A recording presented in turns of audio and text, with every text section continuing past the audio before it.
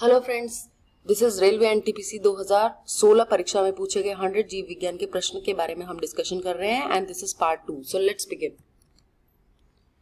2015 में किस automobile company ने उत्सर्जन परीक्षण डेटा में हेरफेर किया जिसकी वजह से उसके सीईओ मार्टिन विंटरकॉर्न को इस्तीफा देना पड़ा? Option A Volkswagen, B Ford, C Toyota, D General Motor. इसका आंसर होगा वॉक्सवैगन। वॉक्सवैगन ऑटोमोबाइल कंपनी है, जर्मनी बेस्ड कंपनी है, जिसने अपना डाटा मैनिपुलेट किया था। कार्बन एमिशन होता है उससे रिलेटेड डाटा इन्होंने इसमें डाटा में मैनिपुलेशन की थी, इसलिए इनके सीईओ मार्टिन विंटरकॉर्न को इस्तीफा देना पड़ा था 2015 में। So here correct answer is Volkswagen. It is a car company, German based car company. Kerala में स्वास्थ्य मुद्दों का प्रचार करते समय निम्नलिखित कीटनाशकों में से किसका हानिकारक प्रभाव मीडिया की नजर में आया? Endosulfan, lethane, Thimet, Monocil. देखिए, जो केरल में स्वास्थ्य मुद्दों का प्रचार करते समय एंडोसल्फान ये एक पेस्टिसाइड है, बहुत ही हार्मफुल है for human being as well as environment.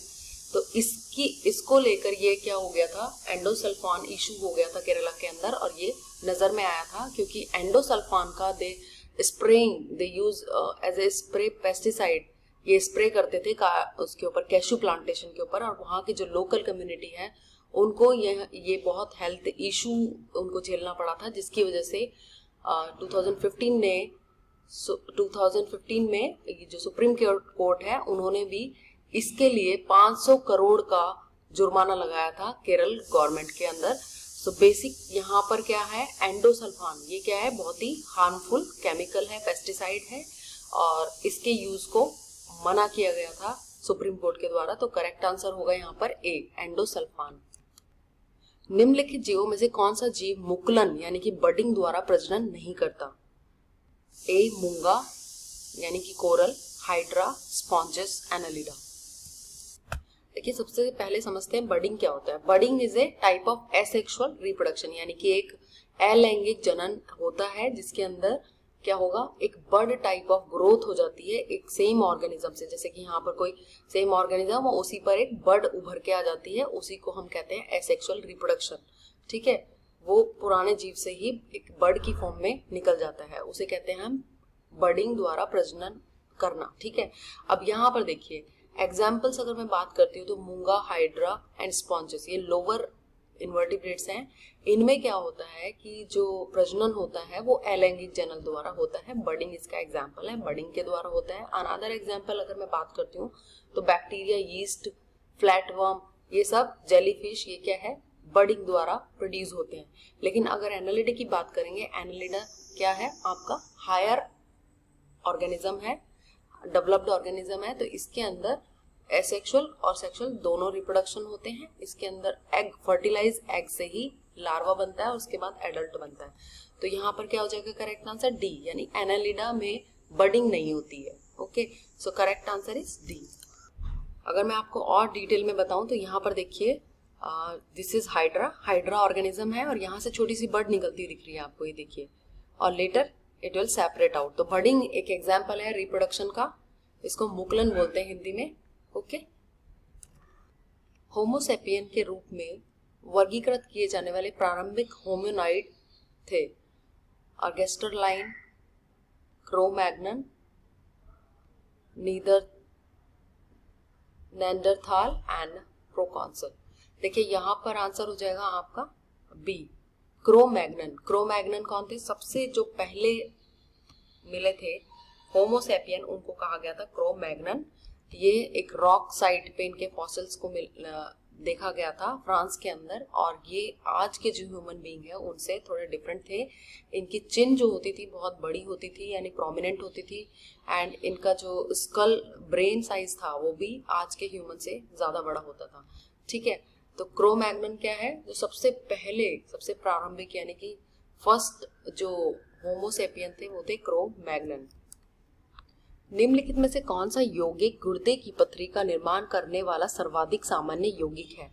देखिए, गुर्दे की पथरी हो गई, जैसे स्टोन होता है ना किडनी में, उसको बोलते हैं हम गुर्दे की पथरी। ठीक है, ऑप्शन है कैल्शियम ऑक्सलेट से होता है गुर्दे की पथरी का निर्माण, या मैग्नीशियम ऑक्साइड, या सोडियम बाइकार्बोनेट, या magnesium citrate. It's correct answer is A, option A, calcium oxalate. देखिए कैल्शियम ऑक्सलेट होता है, यही मेजर कॉज है स्टोन का किडनी के अंदर, ठीक है। तो कैल्शियम ऑक्सलेट ही बनाता है, पथरी का कारण बनता है किडनी के अंदर, तो ऑप्शन ए करेक्ट हो जाएगा। एक मानव जीभ में औसतन कितनी स्वाद कलिकाएं मौजूद होती हैं? स्वाद कलिकाएं हो गई टेस्ट बर्ड्स। ऑप्शन ए 2000 से 8000, बी 50,000 से 1 लाख, 1 मिलियन से 10 मिलियन एंड 10 मिलियन से अधिक। Option A is correct answer, that mean 2000 से 8000 तक टेस्ट बर्ड होती है ह्यूमन टंग के अंदर, and this is responsible for testing different type of taste. जो डिफरेंट तरीके का आपको टेस्ट आता है वो किससे आता है? टेस्ट बर्ड की वजह से आता है, जो आपकी टंग पे होती है। और कितनी होती है? 2000 से 8000। Option A is correct. निम्नलिखित में से कौन सा स्टेम सेल का एक प्रकार नहीं है? ऑप्शन ए नाभि रज्जु, that mean umbilical, B is भ्रूण, that means foetal, and C is भ्रूण मूलीय, that is embryonic, and D is fat. तो ऑप्शन डी करेक्ट हो जाएगा। फैट में कोई स्टेम सेल्स नहीं होते हैं। अम्बिलिकल कॉर्ड जो होती है बच्चों की, उसमें स्टेम सेल्स होता है, फीटस खुद में स्टेम सेल्स होते हैं, एंड एम्ब्रियोनिक स्टेज में जो भी आपको दिखती हैं सेल्स, उन सभी में क्या होता है? स्टेम सेल्स होती हैं। और स्टेम सेल्स जो होती हैं वो क्या करती हैं? उनमें एक स्पेशल एबिलिटी होती है कि वो किसी भी टाइप के स्पेशलाइज सेल में कन्वर्ट हो जाती है इन अवर बॉडी। इन फ्यूचर अगर हमारा कोई ऑर्गन खराब हो जाता है या कोई सेल्स खराब हो जाते हैं तो उनको रिप्लेस करने के लिए स्टेम सेल्स का यूज किया जाता है, ठीक है।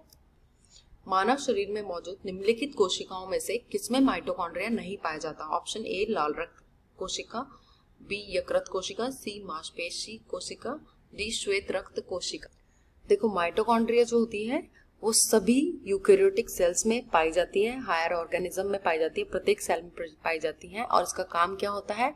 एडिनोसिन ट्राई फॉस्फेट को जनरेट करने का, यानी कि एटीपी, ये एनर्जी प्रोड्यूस करती है। अब देखिए यहाँ पर क्या है ऑप्शन में? लाल रक्त कोशिका, दैट मीन आरबीसी, जो आपके ब्लड में होती है, red blood corpuscles, they are not having any nucleus, any mitochondria और न्यूक्लियस, इनमें न्यूक्लियस भी नहीं होता, और क्या नहीं होता इसमें? माइटोकॉन्ड्रिया भी नहीं होती है। इनका एक ही काम होता है कि ऑक्सीजन और कार्बन डाइऑक्साइड का ट्रांसपोर्टेशन का काम होता है, ठीक है। तो यहाँ क्या होता है? जबकि अगर मैं यकृत कोशिका, लिवर सेल और आपकी मसल सेल्स, मांसपेशी कोशिका की बात करती हूँ, तो वहां पर 100 से अबव भी माइटोकॉन्ड्रिया पाई जाती है एक सेल के अंदर, ठीक है। तो यहाँ पर ऑप्शन में लाल रक्त कोशिका, जिसके अंदर आरबीसी, ये माइटोकॉन्ड्रिया प्रोड्यूस नहीं होती, करेक्ट आंसर इज, मतलब माइटोकॉन्ड्रिया नहीं पाया जाता, ऑप्शन ए। अगर न्यूक्लियस आता है तो न्यूक्लियस भी ह्यूमन आरबीसी के अंदर नहीं प्रेजेंट होता। जीवों में पर्यावरण के बीच की अन्योन क्रिया के वैज्ञानिक विश्लेषण और अध्ययन को क्या कहा जाता है? ए पारिस्थितिकी, दैट मीन इकोलॉजी, सूक्ष्म विज्ञान माइक्रोबायोलॉजी, कीट विज्ञान एंटोमोलॉजी, एंड पक्षी विज्ञान ऑर्निथोलॉजी। तो इसका करेक्ट आंसर होगा पारिस्थितिकी, दैट मीन इकोलॉजी। इकोलॉजी क्या है? It is a relationship between a living organism and their surrounding and environment. जो भी जीव है उसका पर्यावरण के साथ जो अध्ययन, जो क्रिया है, उसके रिलेशनशिप है, उसको हम किसके अंदर पढ़ते हैं? इकोलॉजी के अंदर। करेक्ट आंसर इज ए। निम्नलिखित में से कौन सा जल प्रदूषण का कारण नहीं है? ऑप्शन ए समुद्री डंपिंग, बी घर कचरा, सी तट पर मछली पकड़ना, डी तेल फैलाना। देखिए वाटर पॉल्यूशन यानी जल प्रदूषण का मेन कारण है समुद्री डंपिंग, ठीक है। समुद्र के अंदर जो हम डंप करते हैं सभी प्लास्टिक वगैरह, वो क्या है? एक मेजर कारण है जल प्रदूषण का। एंड तेल फैलाना ये भी एक कारण है। घर का कचरा इनडायरेक्टली है, क्योंकि ये सभी डंप होते हैं कहाँ? समुद्र के अंदर। लेकिन जो तट पर मछली पकड़ना है, इससे कोई पोल्यूशन नहीं होता, कोई वाटर पोल्यूशन नहीं होता। तो करेक्ट आंसर क्या हो जाएगा? सी। वैज्ञानिक नाम होमो सेपियंस का अर्थ क्या होता है? ऑप्शन ए सीधा आदमी, बी लंबा आदमी, सी बुद्धिमान आदमी, डी कामकाजी आदमी। देखो वैज्ञानिक नाम होमो सेपियन का बेसिकली मतलब होता है इंटेलिजेंट मैन और वाइज मैन, ठीक है। तो यहाँ करेक्ट आंसर हो जाएगा बुद्धिमानी आदमी। और ये टर्म किसने, होमो सेपियन जो टर्म थी वो कार्ल लिनियस नाम के साइंटिस्ट ने इंट्रोड्यूस की थी 1758 में, ठीक है। तो आपको याद रखना है द टर्म होमोसेपियन का मतलब क्या होता है? बुद्धिमानी जीव, that mean wise man, intelligent man. और इंट्रोड्यूस किसने की थी? कार्ल लिनियस ने। पशु की प्रजातियां ज्यादातर के कारण लुप्त प्राय हो रही है? आवास विखंडन, अम्ल वर्षा, अत्यधिक शिकार, पानी की कमी। तो ऑप्शन सी इज करेक्ट। अत्यधिक शिकार और इलीगल हंटिंग जो होती है, पोचिंग जिसको बोलते हैं, उसकी वजह से क्या है, ज्यादातर प्रजातियां पशुओं की लुप्त हो रही है। करेक्ट आंसर इज सी।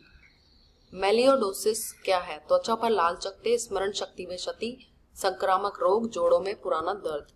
देखिए मेलियोडोसिस जो है वो है एक संक्रामक रोग, that mean infectious disease that is caused by bacteria. ठीक है, बैक्टीरिया से होती है ये बीमारी और ये एक संक्रामक रोग है। और ये किससे होती है? बैक्टीरिया का नाम है बर्खोल्डेरिया सूडोमेलाई। ठीक है, तो आपको सिर्फ इतना याद रखना है कि मेलियोडोसिस क्या है, एक संक्रामक रोग है, इन्फेक्शियस डिजीज है और इसको विटमोर डिजीज भी कहा जाता है। Option C is correct. अनैच्छिक मांसपेशियां मानव शरीर के किस भाग में विद्यमान रहती है? टांग, मस्तिष्क, हृदय, जीभ। देखिए अनैच्छिक का मतलब होता है जो आपके कंट्रोल से काम नहीं करती। अगर आप कहोगे उसे कंट्रोल करना चाहोगे तो कंट्रोल नहीं कर सकते, वो इनवॉल्युंटरी तरीके से काम करती है, अनैच्छिक तरीके से काम करती है। फॉर एग्जांपल हो गया हार्ट, ये कंटिन्यूअसली बीट करता रहता है। अगर आप चाहोगे कि इसको आप रोक दो तो आप रोक नहीं पाओगे। ठीक है, तो इसको हम कहेंगे अनैच्छिक मांसपेशियां। अगर मैं हाथ की बात करती हूँ तो क्या है, ये ऐच्छिक मांसपेशियां। आप अपनी इच्छा से काम कर सकते हो, कंट्रोल कर सकते हो हाथ को, आप चाहोगे तो उठाओगे, नहीं चाहोगे तो नहीं उठेगा। ठीक है, लेकिन हार्ट क्या होता है, अनैच्छिक मांसपेशियां, ये इनवॉल्युंटरी तरीके से काम करती है। ठीक है, एडिटिवतियोन क्या है? देखिए एडिटिवतियोन एक हिंदी का वर्ड है, ज्यादा समझ नहीं आ रहा, बट इसका मतलब है एस्टिवेशन इंग्लिश में। और एस्टिवेशन का मतलब होता है समर स्लीप, यानी गर्मी में जब इंसेक्ट हो गया, फ्रॉग हो गया या और दूसरे जानवर हो गए, वो क्या चले जाते हैं, डॉर्मेंसी में चले जाते हैं। जब ज्यादा गर्मी पड़ती है तो वो क्या होते हैं, डॉर्मेंसी यानी सुसुप्तावस्था में चले जाते हैं, वो निष्क्रिय हो जाते हैं, एक तरह से मरते नहीं है लेकिन निष्क्रिय हो जाते हैं। ठीक है, इसको बोलते हैं समर स्लीप या गर्मी की नींद। ठीक है, ऑप्शन ए पशु सुसुप्तावस्था, भोजन की कमी के कारण मृत्यु, जल धारण या सपनों का एक मंच। तो यहाँ पर ऑप्शन ए इज करेक्ट, यानी कि एनिमल स्लीपिंग हो जाती है इसमें। ठीक है, एस्टिवेशन कहा जाता है इसे। तो correct answer is A. Aardvark and aardwolf में क्या डिफरेंस है, अंतर है? आर्धवर्क मांसाहारी है और आर्धवुल्फ शाकाहारी। आर्धवर्क सुअर के सदृश और आर्धवुल्फ लकड़बग्गा के सदृश होता है। आर्धवर्क एक उभयचर और आर्धवर्क एक पर्वतीय भेड़िया है। आर्धवर्क एक शाकाहारी और आर्धवुल्फ एक कीटभक्षी है। देखिए यहाँ स्क्रीन पे आपको आर्धवर्क सुअर के सदृश और आर्धवुल्फ लकड़बग्गा के सदृश दिखाई दे रहा है। तो ये दोनों एनिमल इस तरह के दिखते हैं। Option B is correct answer. It is like pig and this is like hyena. आनुवंशिक क्षेत्र के अंतर्गत मानव जनसंख्या की आनुवंशिकी गुणवत्ता में सुधार करने वाले व्यवहारों और मान्यताओं का समूह कहलाता है। ए आनुवंशिक अभिनियंत्रण, क्लोनिंग, भ्रूणीय चयन या सूजनिक विज्ञान। सूजनिक विज्ञान को हम इंग्लिश में कहते हैं यूजेनिक्स। उसका मेन मोटो क्या होता है कि जो डिजायरेबल कैरेक्टर है, जो गुड क्वालिटी ऑफ कैरेक्टर है, उनको सेलेक्ट करना और उसके बाद उसी आनुवंशिक गुणवत्ता को आगे डिलीवर करना। ठीक है, उसके बेसिस पे ये चयन करते हैं कि कौन से आनुवंशिक गुण अच्छे होते हैं और उसके बाद इस विज्ञान में ये स्टडी की जाती है यूजेनिक्स में। ठीक है, तो करेक्ट आंसर इज डी। पृथक करने वाला प्रथम व्यक्ति कौन था? Friedrich Miescher, Albert Kossel, Phoebus Levene या जेम्स वॉटसन, फ्रांसिस क्रिक। तो ऑप्शन है A is correct. Friedrich Miescher was the first scientist who discovered the DNA और isolate the DNA from nucleus. Nucleus के अंदर, डब्ल्यूबीसी की cell के अंदर से इन्होंने न्यूक्लियस में से डीएनए को निकाला था फर्स्ट टाइम। तो answer A is correct, Friedrich Miescher. मानव शरीर में अग्नाशय किस तंत्र का भाग है? अग्नाशय मीन्स है पैनक्रियास। उत्सर्जन तंत्र, श्वसन तंत्र, पाचन तंत्र, तंत्रिका तंत्र। तो करेक्ट आंसर हो गया पाचन तंत्र। ये क्या है? डाइजेस्टिव सिस्टम का एक भाग है जिसका काम होता है डाइजेस्टिव जूस यानी एक्सोक्राइन और एंडोक्राइन ग्लैंड की तरह काम करता है और पाचन में हेल्प करता है। तो ये पाचन तंत्र का भाग है, पैनक्रियास। शब्दों में 4 जोड़े दिए गए हैं, इनमें से अलग जोड़ों को ज्ञात करिए। जलीय, समुद्र करेक्ट है। उभयचर, वायवीय इनकरेक्ट। वायवीय आकाश, स्थलीय भूमि। देखिए उभयचर का मतलब होता है जो लैंड और समुद्र दोनों के अंदर है। ठीक है, जैसे लैंड यानी जमीन, भूमि पर भी रहे और पानी के अंदर भी रहे, उभयचर। ठीक है, एम्फीबियन जो होते हैं वो क्या करते हैं, पानी में भी रहते हैं और भूमि पे भी रहते हैं, उसको कहते हैं हम उभयचर। वायवीय नहीं होगा यहाँ पे, बाकी सभी करेक्ट है। जलीय मतलब समुद्र, यस करेक्ट है। वायवीय मीन्स आकाश, करेक्ट है। स्थलीय मीन्स भूमि, करेक्ट है। तो करेक्ट आंसर क्या हो जाएगा इसमें? उभयचर वायवी है। उभयचर की डेफिनेशन यहाँ गलत है,